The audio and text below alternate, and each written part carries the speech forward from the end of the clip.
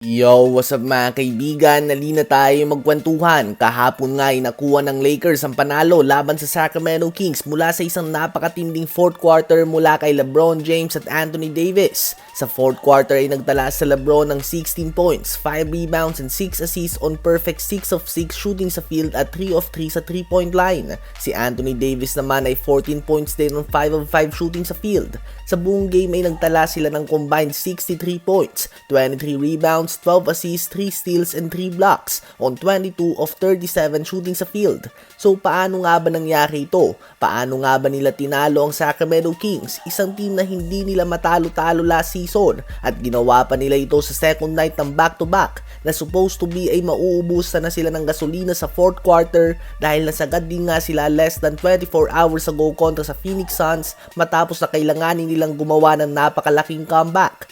Well, bukod nga sa obvious na magaling talaga si LeBron James at Anthony Davis, ang sagot dito ay si JJ Redick. At ginawa niya ito sa pamamagitan ng team effort. May system nga sila mga kaibigan. Napag-usapan nga natin na minsan ay nagmimistulang third option sa opensa si LeBron sa system ni Redick. Hindi na din siya ang main ball handler ng team. At ang resulta nga nito ay hindi pigang-piga sa LeBron pagpasok ng fourth quarter.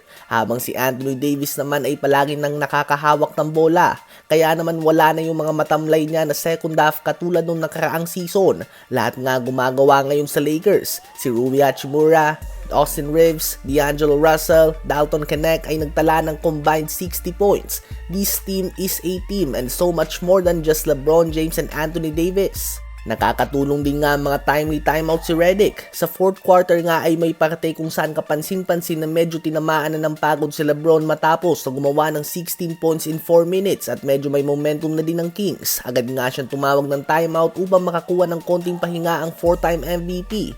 Mga simpleng bagay na posibleng maging dahilan ng panalo ang ginagawa niya. At dahil dyan ay malinis sa 3-0 nga ang record ng Lakers ngayon laban sa mga lehitimong playoff contenders. Next game nila ay kontra ulit sa Phoenix Suns. Subalit ngayon ay sila naman ang dayo sa home court ng Suns. Ano ba masasabi nyo tungkol dito? Habang ang 9-pick Zach Edey naman ay nagmumukhang foul magnet sa NBA ngayon. Kahapon nga sa panalo ng Memphis Grizzlies laban sa Orlando Magic sa score ng 124-111, si Zach Edey naglaro lamang ng 13 minutes dahil sa foul trouble. Sa 13 minutes na ito ay nagtala siya ng 7 points and 1 rebound, subalit may kasama itong 4 fouls. Ito nga ay matapos na magtala niya lang din ng 6 fouls sa loob ng 15 minutes sa kanyang NBA debut.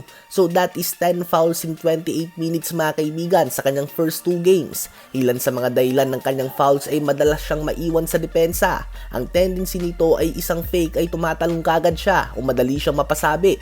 Walang problema sa kanyang paggawa ng puntos. Kayang-kaya niyang ang postehan ng mga centers sa NBA. Subalit sa depensa, ang questionable mga kaibigan sa bilis ng pace ng NBA ngayon. Hindi nga siya makasabay.